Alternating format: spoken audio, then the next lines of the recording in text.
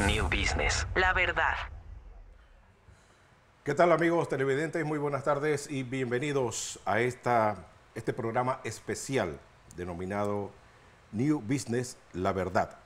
Amigos oyentes y televidentes, vamos a presentarles a partir de hoy, martes, como también los días jueves, un programa cuyo panorama va a ser para que usted tenga una visión concreta y eficaz de lo que se está dando en la audiencia plenaria llamada New Business.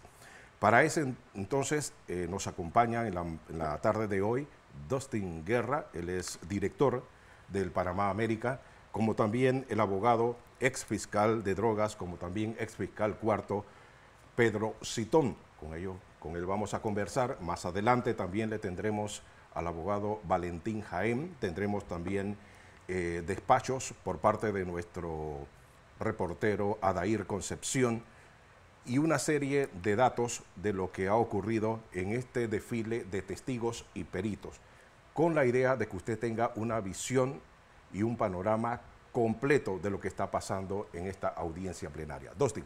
Muchas gracias, Irene, a toda nuestra audiencia. Bienvenidos a este programa New Business, la verdad.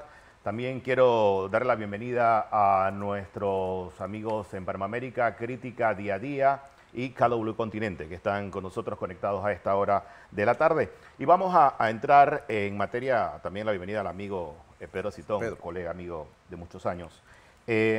Vamos a actualizar cómo está el caso a esta hora, antes de irse al receso. El caso hace algunos minutos la audiencia nuevamente reinició, pero vamos a ver qué decía hace algunos minutos. Esta mañana, correcto. Antes de irse al receso, el abogado Sidney Citón, que nos habla un poco sobre lo relacionado con los peritos que estuvieron participando durante la mañana de hoy. Primera, que el perito, el licenciado Guerrero, fue enfático y explicó que todos los recursos que puso Ricardo Martinelli de su parte para la compra de su participación en el tema de PASA provinieron de cuentas personales y de cuentas a nombre de empresas que estaban debidamente depositados en bancos y que nunca hubo un reporte ni de oficial de cumplimiento, ni de la superintendencia, ni de la UAF, y mucho menos existió una investigación o un proceso por corrupción de servidor público, ni peculado como delito subyacente, es decir, como antecedente al blanqueo de capitales. Ha quedado claro por parte del perito Guerrero de que los fondos de Ricardo Martinelli provienen de entidades bancarias y no tienen ningún reparo y son de fuente lícita. Y que el informe que presentó el perito del fiscal en ningún momento señaló que había fondos ilícitos. Y lo segundo es la declaración del ex fiscal Mendoza en cuanto a que Kenia Porcel, procuradora de la Nación, y Rolando Rodríguez, de la provincia de Chiriquí, secretario general para ese entonces, fueron las personas que lo presionaron para que decretase indagatoria a Ricardo Martinelli y medidas cautelares. Esto ya se había repetido en el caso Pinchazo, pero es una reiteración de la manipulación y la aberración con la que se ha manejado el Ministerio Público en los últimos 9 años. Ha sido precisamente la constante de las presiones a los fiscales para que ejecuten órdenes de arresto contra personas a las cuales desean perseguir por razones personales, por razones políticas o de otra naturaleza. Lo importante de hoy, los fondos de Ricardo Martinelli son todos transparentes y no hay un solo reporte de ninguna institución de que esos fondos tenían algún nivel de reparo o de sospecha de nada, absolutamente. Por el contrario, venían de cuentas corrientes, de cuentas de ahorro, etcétera. Con eso, la defensa de Ricardo Martinelli ha avanzado muchísimo. Las declaraciones del abogado Sidney Citón en horas de la mañana, en el día de hoy estuvo el perito Eduardo Guerrero. Algo interesante durante toda la audiencia que ha quedado muy claro es que los fondos que utilizó el expresidente Ricardo Martinelli para la compra de Pasa provenían de cuentas personales y cuentas privadas. Inclusive los peritos de la Fiscalía confirmaron que todo venía de dinero lícito. Y eso más adelante vamos a analizar por qué la importancia de eso en este caso, Irene. Sí, por supuesto, Dustin, porque casualmente yo creo que lo que ha dicho en la mañana de hoy el perito presentado durante la audiencia plenaria viene a corroborar lo que ya otros peritos han manifestado en esta audiencia en los días anteriores. Así que, pero para conocer un poco los detalles de lo que está ocurriendo en la Corte Suprema de Justicia, donde ya se inició la etapa de los alegatos, le corresponde precisamente al representante del Ministerio Público en estos instantes hacer su presentación. Vamos de inmediato con Adair Concepción. Adelante. ¿Qué tal? ¿Cómo están? Muy buenas tardes. Efectivamente, como ustedes han dado a conocer, ha iniciado esa fase de alegatos finales. Esto pues pone de una u otra forma a disposición de la Fiscalía y también de la Defensa presentar toda una serie de conclusiones o toda una serie de argumentos de cierre luego de la realización de esta audiencia de fondo. Antes de entrar en detalles de qué ha ocurrido durante el día de hoy, o más que todo hacerles un resumen, vamos de inmediato con imágenes de nuestro compañero Carlos Fitzgerald, la salida del expresidente Juan Carlos Varela de la Corte Suprema de Justicia. Eso ocurrió hace algunos minutos. El exgobernante llegó hasta la Corte Suprema acompañado de un sinnúmero de escoltas. Tenemos entendido, según se ha dado a conocer por algunos abogados, algunos conocedores del tema, que el exmandatario pues estaría acá en la Corte Suprema de Justicia producto de una serie de medidas de reportes que mantiene. Recordemos que es investigado también en el caso Odebrecht. Así que pues sí nos llamó muchísimo la atención su presencia en este punto, toda vez que uno de los testigos en la mañana de hoy dio a conocer supuestas presiones, en ese caso de la ex procuradora Kenia Porcel y de su ex secretario general Rolando Rodríguez contra la Fiscalía, un especial interés en los casos que guardaran relación con el expresidente Martinelli, incluso dejar entrever la posibilidad de medidas cautelares, cuando en su momento también estaba, por supuesto, mucho más fuerte lo concerniente al principio de especialidad cuando llega el exgobernante con fines de extradición a nuestro país. Nos llamó la atención este tema, la presencia del exmandatario Varela, investigado también dentro de la causa Odebrecht. Sin embargo, pues lo que se habla de manera extraoficial es que sería precisamente ese reporte periódico hoy martes 30. Y les decía, más temprano comparecieron ante ante la jueza Aníbal Guerrero, que es un contador. Fue presentado por el abogado Sidney Citón, que entre pues sus afirmaciones dio a conocer todo este estudio que hizo de las acciones en Editora Panamá América, y que dichas acciones manifiesta que las aportaciones que hizo el expresidente Ricardo Martinelli fueron de sus cuentas personales o de las cuentas de los negocios que por años ha tenido en nuestro país y que por tanto son lícitos. Manifiesta también que en su momento pues solicitó el libro de acciones a quien en su momento estaba a cargo, el señor Chanis, y que nada de esto le entregaron o no constaba.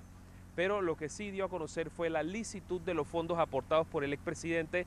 Recordemos, es un hombre de negocios, comerciante en nuestro país. Luego compareció también el ex fiscal contra la delincuencia organizada, David Mendoza, más de 20 años de experiencia en el Ministerio Público, y dio a conocer estas situaciones de cómo instruyó ese expediente en su momento y de las solicitudes que presentó ante las autoridades correspondientes para pues evitar afectar la investigación, toda vez que confirmó que el exgobernante estaba bajo el principio de especialidad. No obstante, desconoce qué trámite se le dio a esa solicitud que hizo, y sí dijo que de parte de sus superiores, en ese caso la ex procuradora y el ex secretario general, había especial interés por el caso contra el exgobernante. Incluso le hablaron de posibles medidas cautelares, si era posible.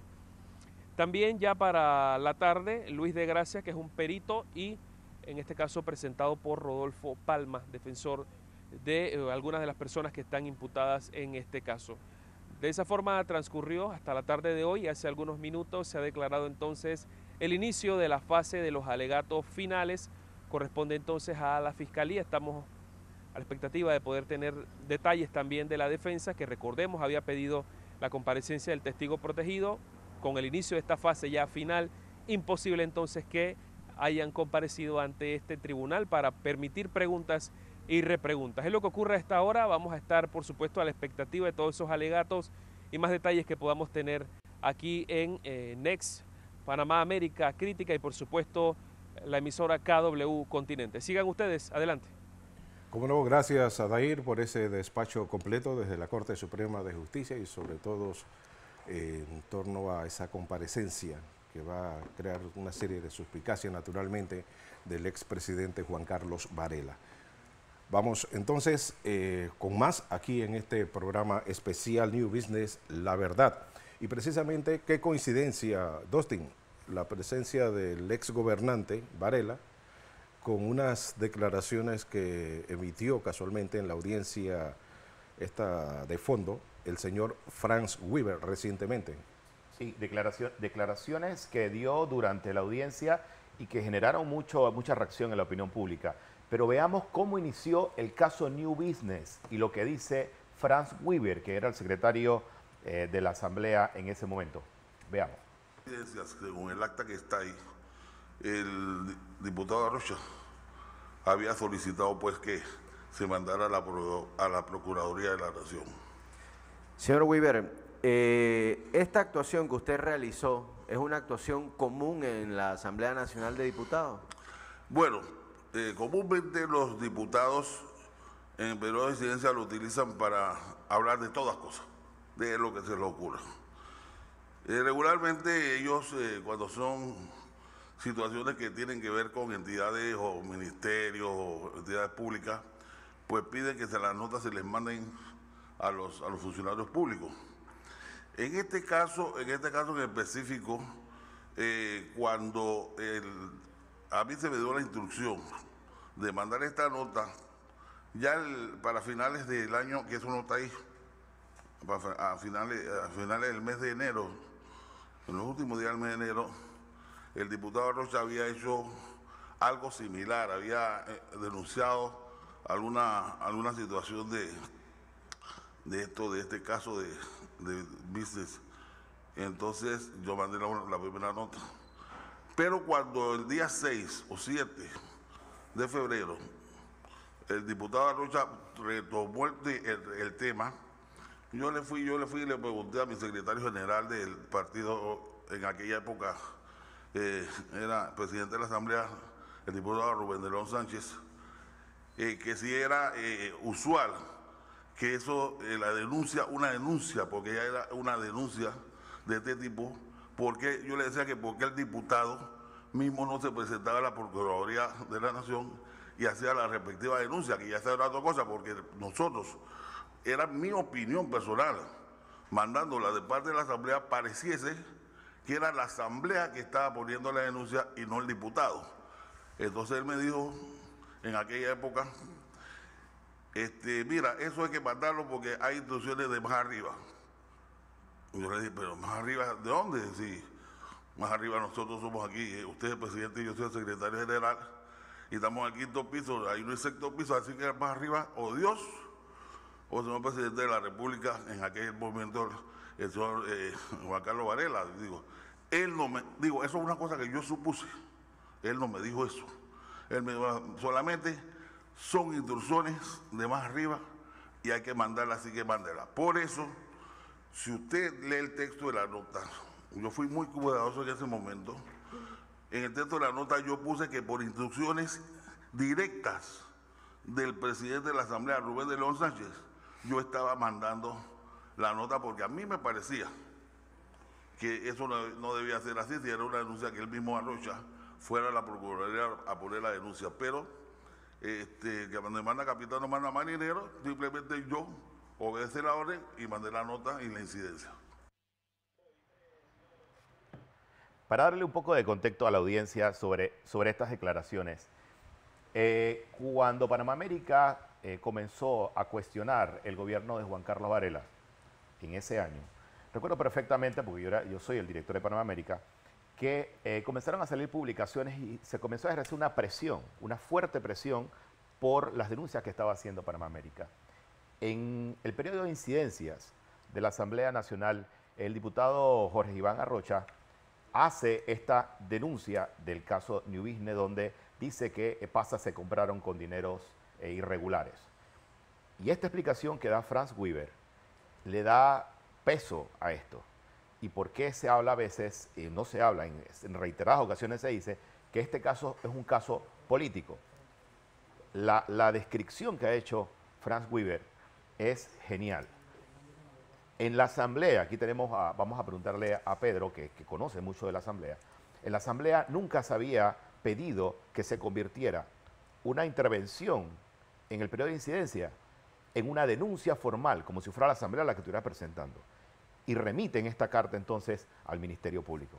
Pedro Citón, ¿usted qué opina de estas declaraciones y el contexto a la salida del expresidente Juan Carlos Varela de la Corte?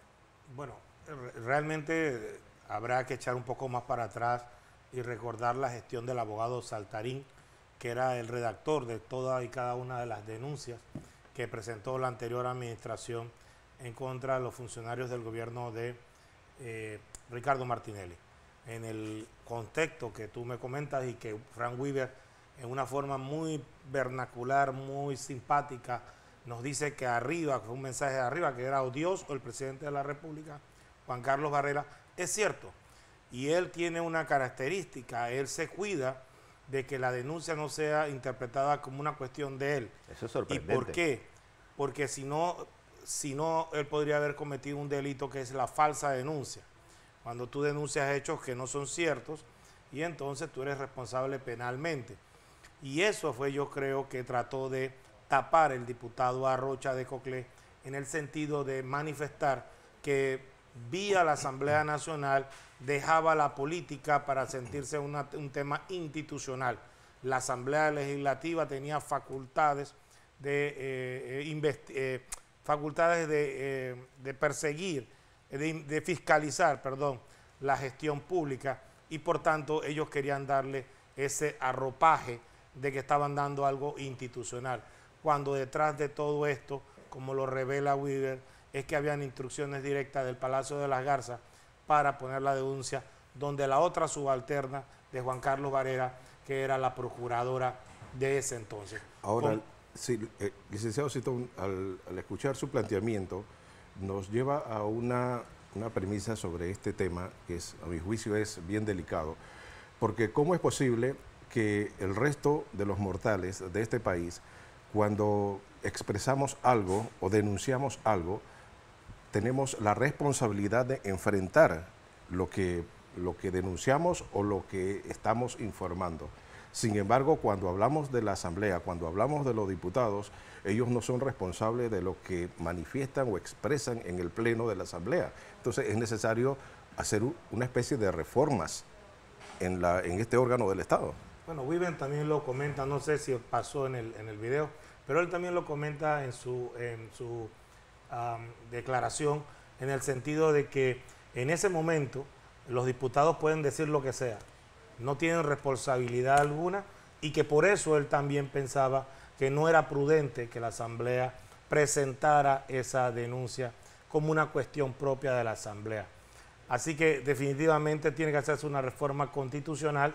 Eso es un artículo constitucional que está reproducido en el reglamento interno de la Asamblea, en donde hace la irresponsabilidad de lo que dice un diputado en el Pleno de la Asamblea Nacional, tanto en periodo de incidencia como en el debate de leyes. Y por eso se tiñe un poco de política este caso y se ha conversado y se ha analizado durante todo este tiempo de que este caso pretende o busca de alguna forma impedir que el expresidente Ricardo Martinelli vuelva a correr a la presidencia de la República.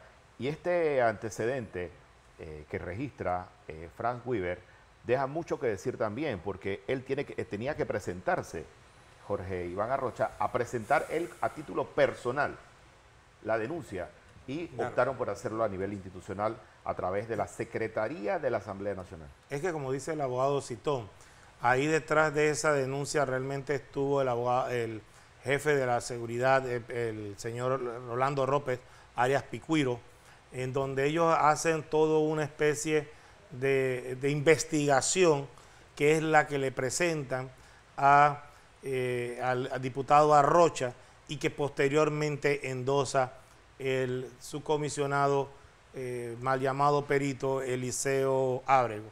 Como ustedes ven, esto es una crónica de una denuncia anunciada en el sentido de que todo estaba orquestado políticamente desde el Consejo de Seguridad, que actúa a las órdenes del presidente de la República y que tenía como subalterna a la Procuradora de la Nación.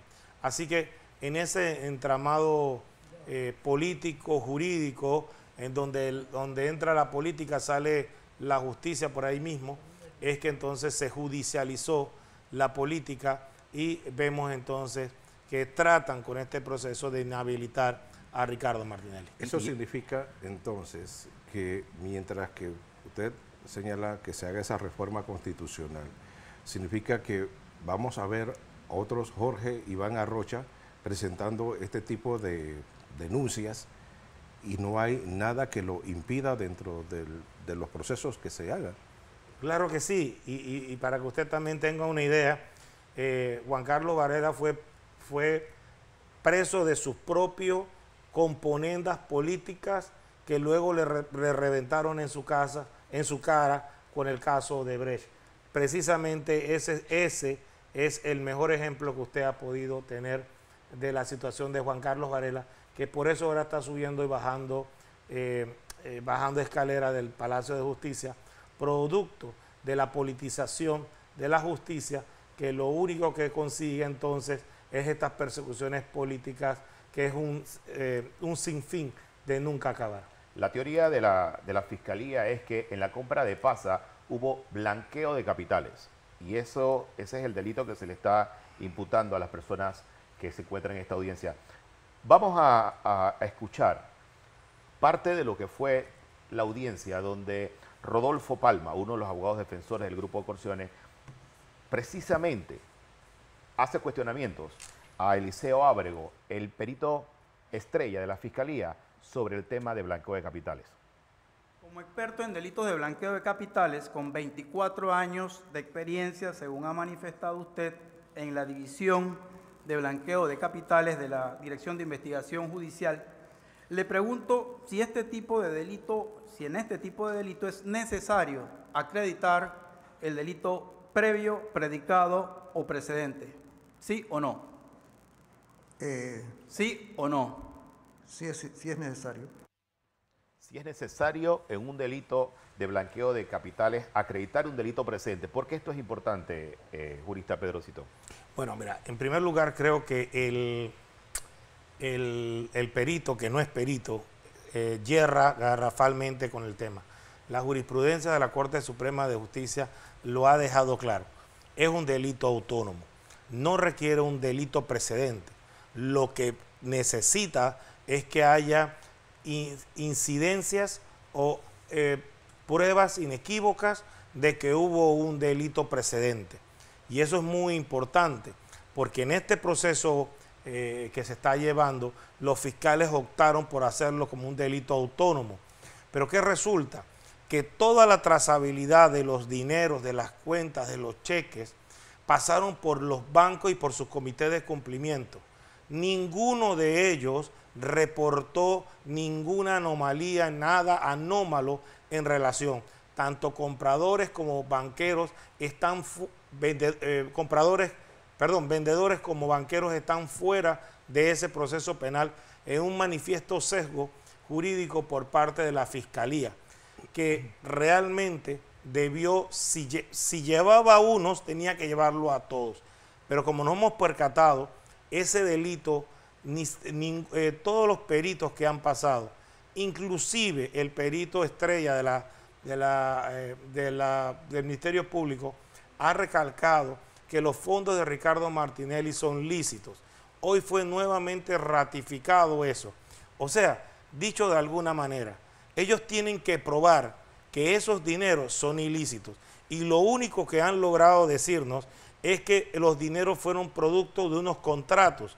Como yo le decía a Irene antes de entrar, ahora no puedes recibir dinero de nadie que tenga un contrato en el Estado. Y ojo, cuidado que ni siquiera un salario.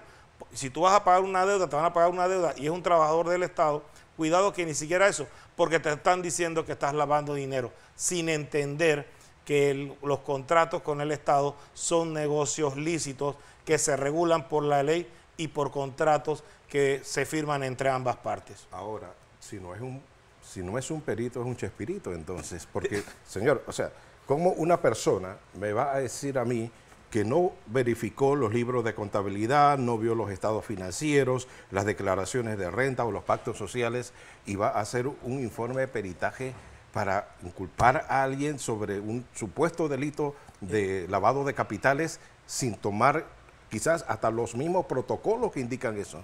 Mire, usted ha pegado a la diana y definitivamente da mucha pena, da mucha tristeza que políticos como Rómulo Ruz o ayer o hoy que estaba escuchando a José Isabel Blandón, a los cuales yo llamo ponis políticos, se hacían fiestas y celebraban este proceso y daban condenas previas a la sentencia de la juez Valoisa, que no daban discusión alguna.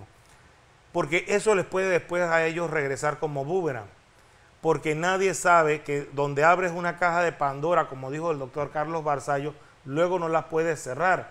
Porque como he dicho, como contratar con el Estado es un negocio lícito.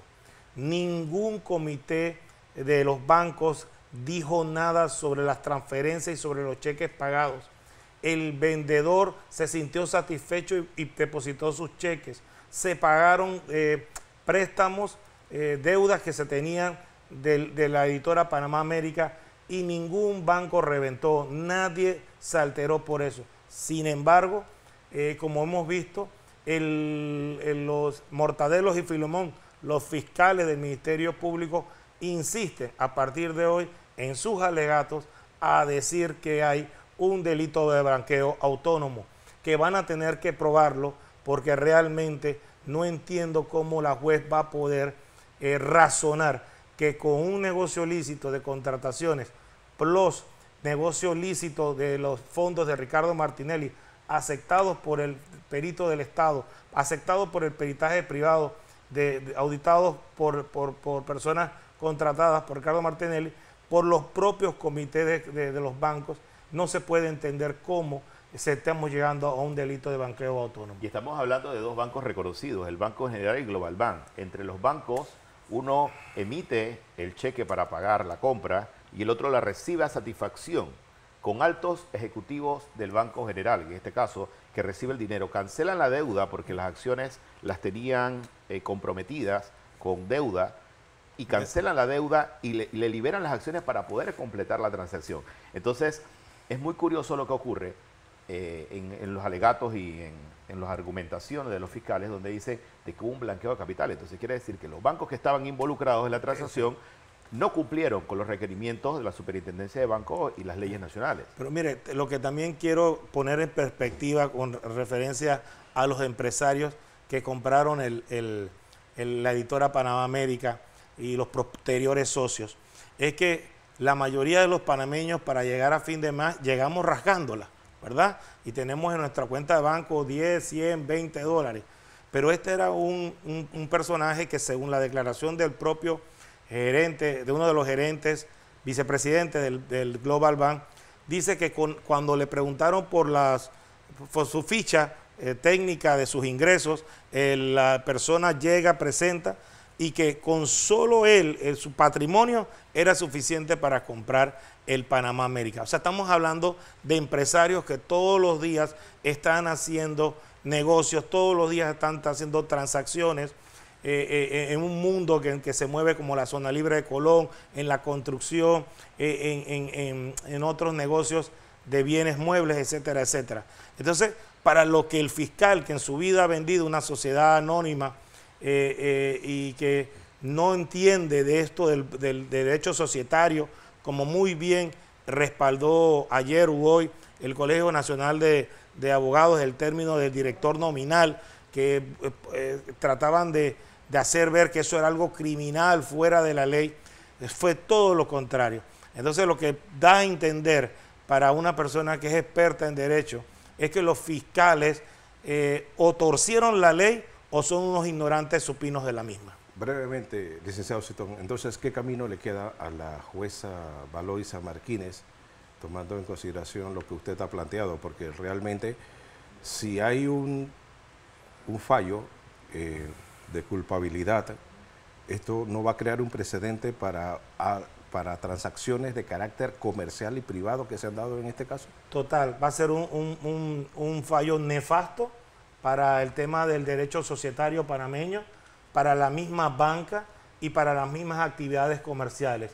Puede darse el hecho de que este fallo lo que haga es peligrar la reactivación económica que requiere nuestro país, la promoción de empleos, porque imagínense qué compañía, qué empresa va a querer contratar con el Estado si cuando tiene una espada de Damocles con ese fallo que le dicen que usted no puede utilizar los dineros que usted ha recibido como usted quiere, sino que esos dineros tienen que ser utilizados de conformidad a ciertos parámetros totalmente alejados de la actividad comercial. Entonces, muy peligroso, totalmente peligroso, y creo que el Colegio de Abogados, en una nota en el día de ayer o hoy, ya se refirió sobre ese tema y sobre el respeto de nuestro ordenamiento jurídico. Bueno, como no, yo creo que ha llegado una pausa. Amigos televidentes, en breve entonces regresamos con más aquí en New Business, La Verdad. Gracias por seguir con nosotros. Estamos en New Business, La Verdad, a través de Next TV, Panamá América, Crítica Día a Día, KW Continente y todas nuestras redes asociadas. Vamos a seguir analizando el caso y parte de la audiencia. En este caso hay dos testigos protegidos, que son los testigos estrellas de la Fiscalía. Ambos testigos han servido para elaborar la teoría de la Fiscalía. Ninguno de los dos testigos se ha presentado a esta audiencia.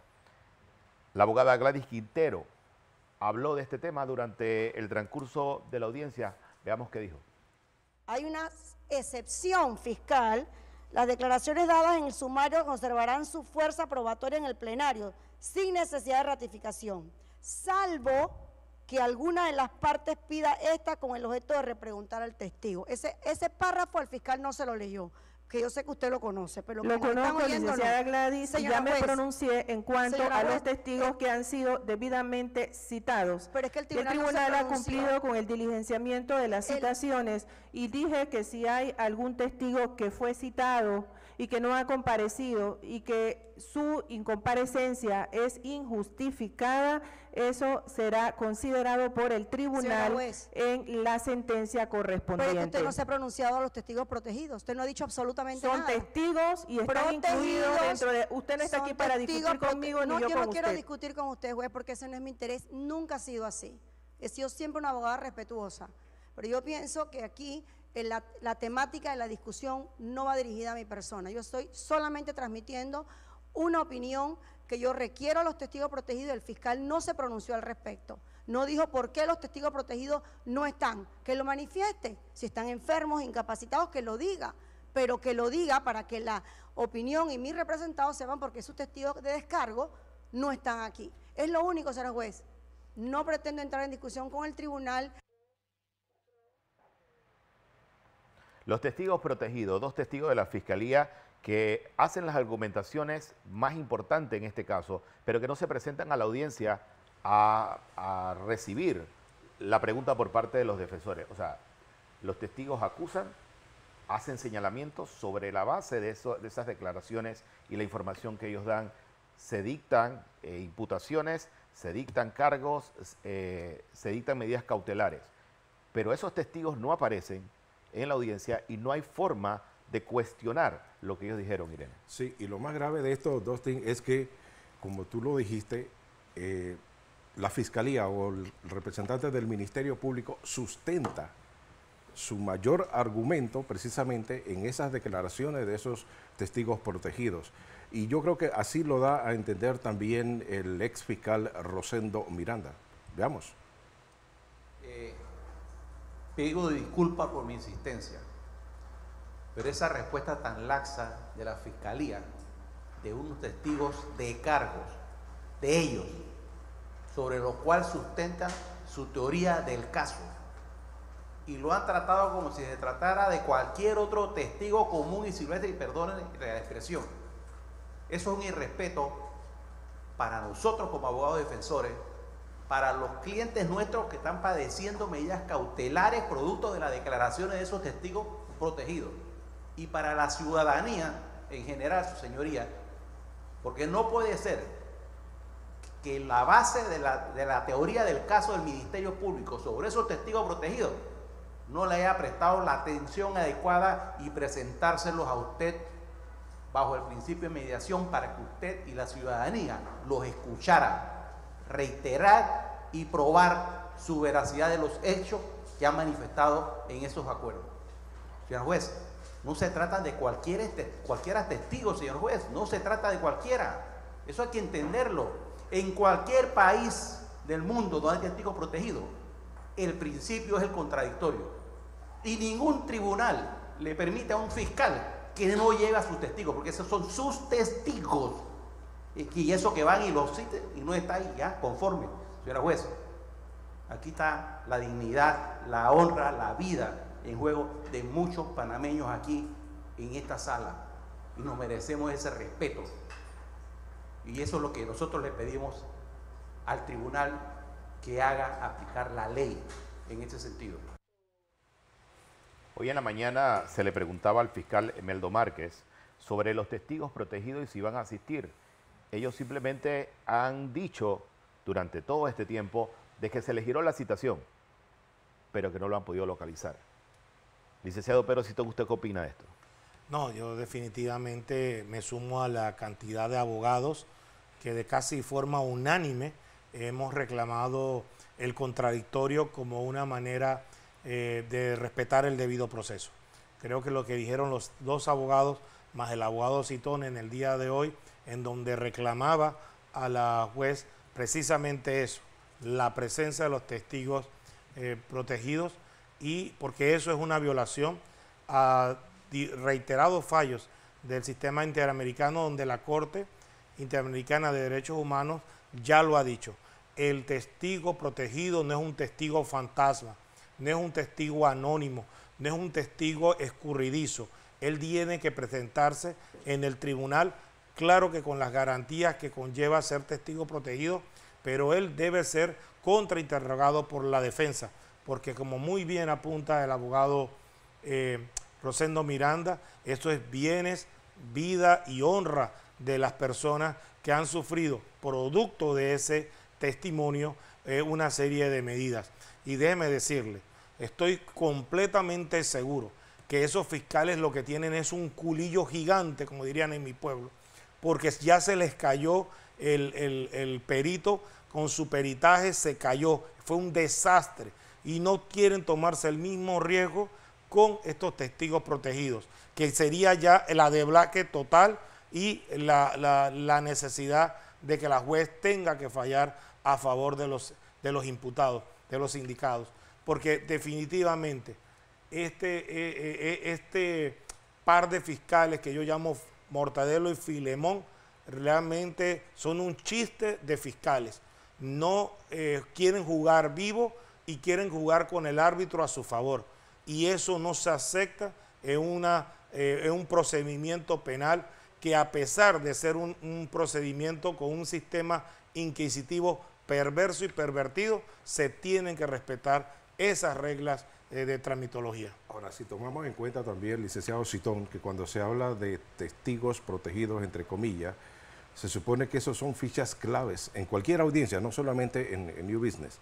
Yo recuerdo el caso reciente de los pinchazos, cuando se sentó allí al testigo protegido que estaba en Estados Unidos, en la embajada de Panamá en los Estados Unidos, y se sentó allí, prácticamente, yo creo, a mi juicio, fue la clave prácticamente del desenlace que se esperaba en esa audiencia.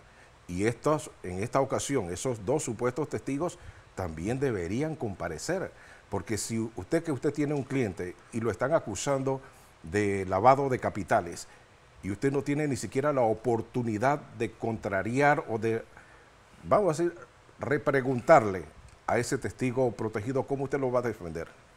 Excelente apunte, el símil que has traído del testigo protegido, que lo trajeron de Washington para hacer el ridículo en el caso Pinchazos, y que fue producto entonces que en dos procesos diferentes el expresidente Ricardo Martinelli pudiera salir como inocente de ambos casos. Y esto es importante porque se repite ahora en esta situación. Los testigos protegidos ya no van a estar en esta audiencia, porque acaba de empezar hace como una hora los alegatos por parte de la Fiscalía. Por tanto, se ha perdido la oportunidad histórica para el pueblo panameño y al órgano judicial tan desacreditado. La última encuesta de Sid Galot decía que el 75% de los panameños desconfiaban de la administración de justicia. Y esto a su vez se ve reflejado en esta decisión laxa de la jueza, permisiva que la jueza ha hecho, porque la jueza se ha encargado de estar en contra de los abogados defensores y a favor del Ministerio Público. Pero aún así ha quedado claro que la no presencia de los testigos protegidos lo único que representa es el gran culillo que tienen Mortadelo y Filemón de hacer nuevamente el ridículo, como ya lo hicieron con el perito Eliseo Ábrego. Mira un dato curioso dentro del tema de los testigos protegidos. Estos testigos firman unos acuerdos de colaboración que le permite ser testigo protegido. Los acuerdos de colaboración son negociados por William Moore, hermano de la fiscal Zuleika Moore. Estos acuerdos son validados por la jueza Valoisa Martínez. ¿Qué usted opina de esto, licenciado Citón? Mire, cuando la jueza hábilmente hace una validación de esos acuerdos sin presencia de la defensa, el Ministerio Público no considera que ellos, para que esto tenga valor, tenga que ser ratificado, como sí sucedió en el tema de Odebrecht, ratificados para que tengan validez estos acuerdos. Por lo tanto, nuevamente es un juegavivo por parte de Mortadelo y Filemón, los fiscales del Ministerio Público, y de la jueza que es permisiva y laxa. Mire, yo no tengo la más remota duda de que esta juez lo que pretende es que con su actuar la presidenta de la Corte Suprema de Justicia, María Eugenia López, le dé un ascenso a magistrada. Porque es la única excusa que yo veo para que sea tan tropezada contra el derecho, para que normas de procedimiento sean tan feamente violentadas y que la sana crítica que debió imperar en este proceso, ella no lo aplique en cada una de sus decisiones. Hay un punto también relevante en este caso en particular y que me llama la atención, licenciado Citón, y es sobre el hecho del silencio casi sepulcral que están guardando diversos sectores de la sociedad panameña. Porque aquí en verdad no solamente está en juego el futuro político, vamos a decir, del señor Ricardo Martinelli. Aquí está en juego muchas cosas. Está en juego el Estado de Derecho en la República de Panamá. Se está sentando un precedente peligroso. Así es, está en juego la democracia de este país, está en juego el sistema judicial panameño. Entonces, crear un precedente de esta naturaleza realmente deja mucho que decir de nuestros administradores de justicia. Mire, sin lugar a duda, y le voy a decir más, creo que hoy el Panamá América hablaba de una trama mafiosa. Me parece que se quedó corto porque esto era más, no era solo una cosa nostra, sino algo de Pablo Escobar Gaviria, porque el hermano de una fiscal superior, usando tráfico de influencia, influye manifiestamente en los testigos protegidos, les cobra protección a una serie de personas, $4 millones, y aún así los libera para poder ser contrainterrogados por la defensa. Todo eso deviene en una administración de justicia fétida, hedionda, algo bien hediondo huele, no en Dinamarca, sino en el Palacio Gil Ponce. Definitivamente en nada ayuda a nuestra democracia, que de por sí ya anda dando tumbos. Pero, como le decía hace un rato, lo triste de este caso es que los políticos estén adelantando fallos judiciales por parte de la señora jueza y aplaudiéndole cada una de sus actuaciones arbitrarias.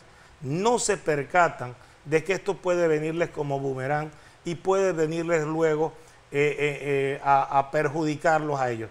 Pero una vez más, lo que a mí más me preocupa de estos fallos judiciales, que implica empresarios, implica actividades comerciales, implica contrataciones con el Estado, es el tema de la reactivación económica, que es el número 1 según todas las encuestas, la creación de empleos que requiere tanto este país, se va a aguantar nuevamente, porque procesos como estos mandan un pésimo mensaje, no solo a los activadores económicos, sino a la confianza que tiene que tener la población. Antes de empezar la audiencia, había una conciencia de qué podría ser esa audiencia, cómo podría desarrollarse la audiencia. Incluso algunos ya habían condenado al expresidente Martinelli sin siquiera haber arrancado la audiencia. Ahora bien, yo creo que el Ministerio Público y el mismo órgano judicial no han tomado en consideración lo que puede ocurrir a futuro.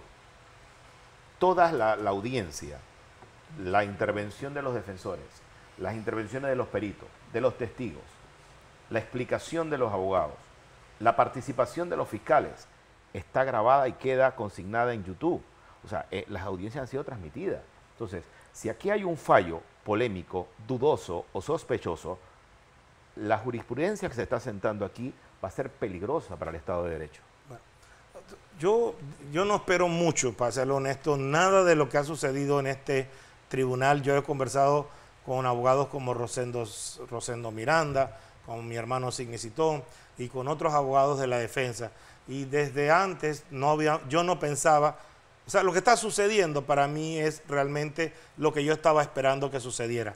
Una violación constante del procedimiento penal, una parcialización de la jueza a favor del Ministerio Público y en contra de los abogados defensores y toda una serie de situaciones.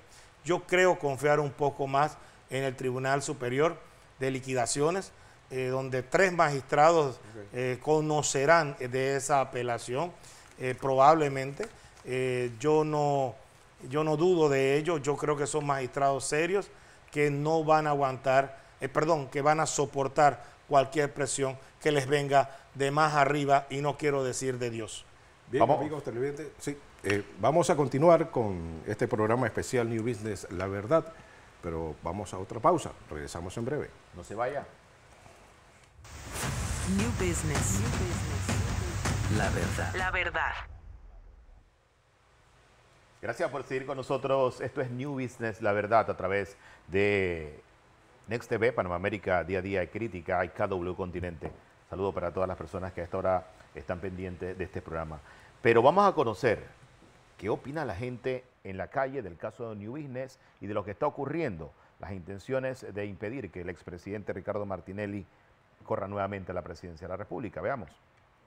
Bueno, el juicio de Martinelli, él, no sé si le están haciendo maldad o le quieren joder de todos modos para que el hombre no sea presidente de la República.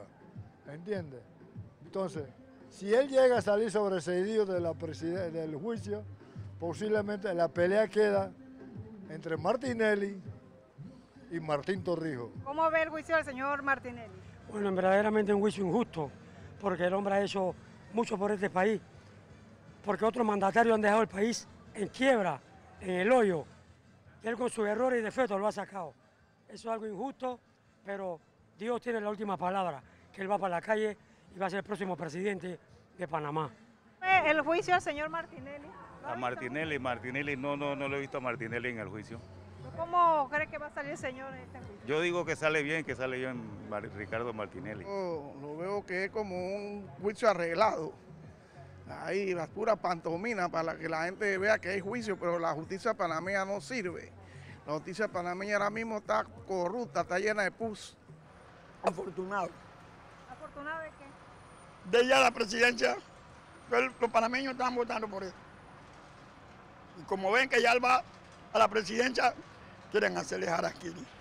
Veo una unidad de análisis financiero con un perito que deja ciertas dudas de cómo se hacen las cosas en la unidad de análisis financiero, y que la unidad de análisis financiero debe revisarse porque si el perito, que es el mayor representante de esta unidad para combatir el lavado de dinero, evasión de impuestos, evasión de capitales, desgraciadamente deja muchas dudas y muchos planteamientos de cómo se hacen las cosas en esa unidad.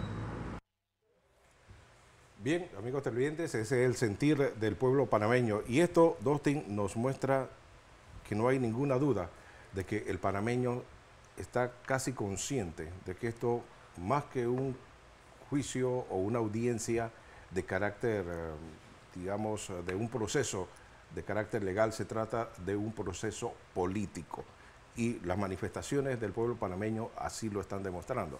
Entonces, quizás algunos han comentado, bueno, licenciado Sidón, en Nicaragua recordamos que durante las elecciones con el señor Daniel Ortega eliminó prácticamente a todos los aspirantes presidenciales. ¿Los metió presos? Sí. Y tuvieron que salir exiliados. No tuvo contendientes porque, como dice Dustin, los metió presos. Y acá en Panamá quizás no es la manera como lo está haciendo o como lo hizo el presidente Daniel Ortega, pero lo está haciendo de una forma utilizando precisamente el sistema judicial. Bueno, mire, lo que está sucediendo en Panamá, que quieren inhabilitar a Ricardo Martinelli, es exactamente lo mismo que está sucediendo en Guatemala, donde el Tribunal Constitucional acaba de inhabilitar a 3 candidatos y adicional a ello ha hecho que el candidato que lideraba las encuestas también sea inhabilitado. Como usted ve, esto es lo que se conoce como la judicialización de la política, donde se impide que el soberano, o sea, el pueblo, pueda votar por sus candidatos, producto de que la justicia se mete dentro de la política. Muy interesante esto que ocurre, ¿no? Y el pueblo panameño no es tonto. La opinión pública está muy pendiente de lo que está ocurriendo en este caso. Y por eso yo insisto mucho en el tema de las redes sociales y la posibilidad de que las personas puedan ver la audiencia. Yo sé que hay personas que están sentadas viendo la audiencia todo el día y no le echan cuento, pero sí. No, definitivamente, mire, usted, esas encuestas, esas entrevistas que se le hizo a esos panameños fue en la zona de la central, por ejemplo. Pero si usted va a San Miguelito, va a Chiriquí, va a Los Santos, va a Coclé, va a Veraguas, va a las comarcas, la respuesta una. Y las encuestas así lo dicen, el 40, 45, si no el 50% de la población sabe que este proceso es político y tratan de inhabilitar al hombre que les va a poner, como ellos mismos dicen, el pueblo, chenchen en el bolsillo. Permítame decirle una experiencia que tuve hoy en la mañana.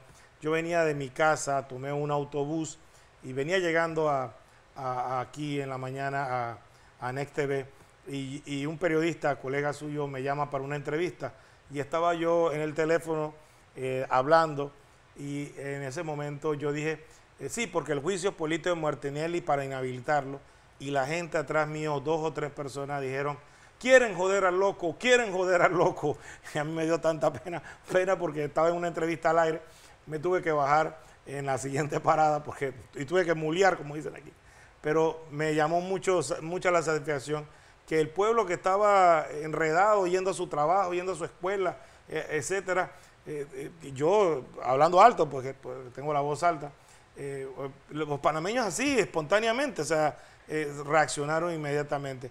Entonces eso es una situación que realmente da miedo a los demás políticos. Como le decía yo, a mí me dio tristeza escuchar una entrevista a José Isabel Blandón, el presidente y único candidato presidencial por el Partido Panameñista, hablar del proceso penal contra Martinelli y celebrar que hubiese un fallo condenatorio porque había racantantán de pruebas, decía él, cuando realmente los que hemos estado siguiendo este proceso, lo que hemos estado analizando cada una de las pruebas presentadas, las pruebas reinas presentadas, nos damos cuenta que ese expediente, como dijo el doctor Barzallo en una entrevista en Omega Estéreo a Anito Anaves, no da pie para una condena. Y es así. A su juicio, esa judicialización de la política puede ser un factor determinante en eso que está demostrando posiblemente el Ministerio Público de una debilidad en su teoría de acusación, porque las críticas y los cuestionamientos que se están haciendo al Ministerio Público no es de ahora, es desde hace ya buen tiempo, del fracaso que están teniendo los representantes del Ministerio Público en los diferentes casos. ¿A qué cree usted que obedece esto? Bueno, ¿a una situación de una generación de abogados que viene con mala preparación, una facultad de derecho de las universidades de este país con planes quizás ya obsoletos, o qué es lo que está pasando en Panamá? Mire, así como hay peritos del gobierno, de la DIJ, que no son peritos, sino chespiritos, también encontramos con lo que yo he llamado los mortadelos y filemones del Ministerio Público.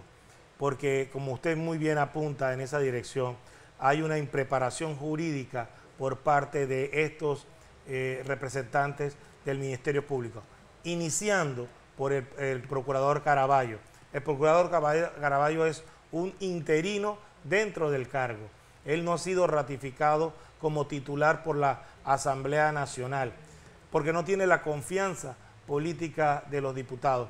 Pero, mire, desde los personeros hasta los fiscales superiores, como lo que usted ve, es lamentable que reciben presiones a diario. Hoy, el ex fiscal que fue llamado al estrado, lo decía: a mí me presionó la procuradora, me presionó el secretario general y me presionó el jefe de seguridad del Estado, Rolando López, alias Picuiro. Ese es el ambiente de terror, el ambiente de subyugación que tienen los fiscales, los personeros en Panamá. No responden a lo que dice el proceso, sino que responden a lo que dicen sus superiores jerárquicos. Y lo peor de todo es que cuando hay un juez valiente, un juez que les dice: oye, esto no merece una detención, oye, tú hiciste una mala gestión en este cuadernillo, lo que hacen entonces es llevar el expediente a los medios de comunicación social para que haya un linchamiento mediático contra ese juez para que lo apoye. Ese es el caso, por ejemplo, de Valoísa Martínez. Valoísa Martínez aplaudido todos los días por el Diario de la Prensa, por Movín y por todos esos grupos políticos que tratan de hacer un asesinato de carácter a la figura de Ricardo Martinelli. Y el asesinato de carácter, para que lo tengamos claro, es tratar de dañar la imagen de él como candidato político. En esta audiencia hay muchas irregularidades que llaman la atención. Por ejemplo, en el tema de los acuerdos, Panamá América publicó hace algunos meses cómo funcionaba el tema de los acuerdos. Y tenemos una gráfica, que Noemí, si nos las muestra la gráfica, nos presenta precisamente cómo se negociaban estos acuerdos de colaboración. Y estos acuerdos de colaboración todos fueron negociados, la mayoría de los acuerdos fueron negociados por William Moore, el hermano de la fiscal Zuleika Moore. Incluso en esta audiencia, a uno de los que firmó un acuerdo le preguntaron sobre William Moore y decía que ese no era su representante, su apoderado legal. Pero en el acuerdo de esa persona aparecía el nombre de William Moore como su representante. O sea, que él negoció el acuerdo, pero el cliente no sabía que ese era su abogado. Así mismo es. Entonces, esto llama mucho la atención y esto es sumamente peligroso para la estabilidad y la justicia del país. Claro, porque esto prácticamente es como especie de, y es producto de un sistema presidencialista. Porque si vemos a través de los años, postdemocracia, vemos prácticamente que aquí quien tiene o ejerce la presión, quienes ejercen realmente el poder, viene desde el órgano ejecutivo. Aquí no hay un expresidente que pueda decir que no tenía o que no manipuló los tres órganos del Estado. Y entramos nuevamente en ese tema sobre la separación de los poderes del Estado, que únicamente queda como en letra constitucional. Mire, lo dijo el secretario general Weber de la forma folclórica, vernacular, como él se expresa. Definitivamente lo que él dijo es cierto. No hay una separación, ni hay armónica colaboración. Hay imposición por parte del órgano ejecutivo al órgano legislativo y del órgano ejecutivo a la Administración de Justicia, incluyendo al Ministerio Público. sin lugar a duda esa es una carencia democrática que tenemos. Desde los tiempos del presidente Endara no lo pudimos solventar. Tuvimos por 10 años al procurador Osa, que fue un desastre, y así hemos ido de tumbo en tumbo y de tambo en tambo. Pero requerimos entonces hacer una reforma constitucional, como tú planteas, no solo para el órgano legislativo, sino para la Administración de Justicia. Bueno, Dustin, llegamos al final de esta edición, primera edición de New Business, La Verdad, a las 3 de la tarde. Estaremos el próximo jueves también. A la misma hora. A la misma hora. Agradecemos a Pedro Citón y también a toda la audiencia que estuvo con nosotros compartiendo este interesante programa. Y recuerdo seguirnos en todas nuestras redes sociales, Panamá América, Crítica Día a Día, KW Continente y por supuesto Next TV. Sí, muchas gracias. Hasta la próxima. New Business. La verdad. New Business. La verdad.